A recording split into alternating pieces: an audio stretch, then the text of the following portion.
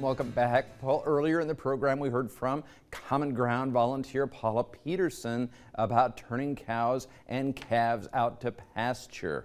And now Paula's back with a recipe to share, and Taryn is standing by now with more.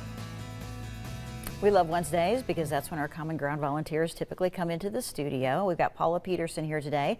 She's from the Waverly area, and this is a recipe we do have on Facebook already. It's on the Pure Nebraska page and on my page if you want to copy it down.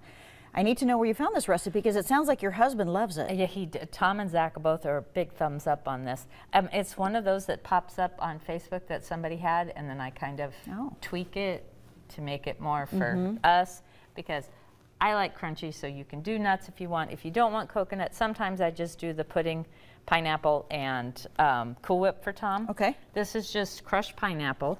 You leave the juice in there? Yes, you need to leave the juice in there. Okay.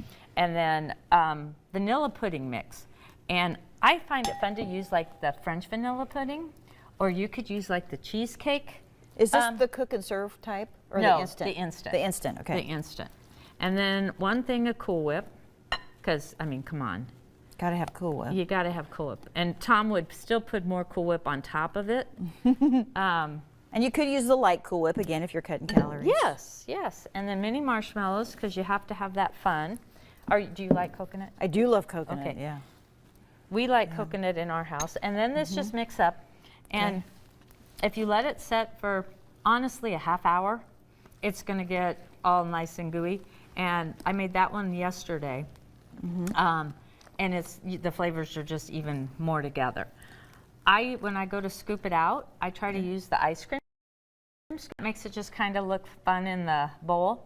And if you want pecans on it, you could put pecans on it, but I wouldn't put it on ahead of serving it, because then they kind of get kind of mushy. Oh, it makes sense, yeah. Yeah. So yeah, that's all it is to it. So okay, we're looking at the recipe now on the screen. Again, if it goes by too quickly. Oh, sorry. Well, it does, and so that's why we have it on our Pure Nebraska Facebook page, so people can copy it down. Yeah, I'm anxious to give this one a try, and this would be great to take to a picnic or any kind of church gathering. Potlucks. And it'll be fun to take in harvest. It'll be light and kind of fun. That you can throw into the harvest. When we're sitting down, this is not lunchbox. I mean, if you were going to work, you could throw it into work or school, but to throw it in a guy's lunchbox in the harvest isn't going to work. But when we sit down for a meal, this would be a nice little sop. And when they come in for lunch or whatever. Yeah. This is a good one. Again, it's on our Pure Nebraska Facebook page. Love it. Paula, thank you. Love having you. Okay, back to you, John.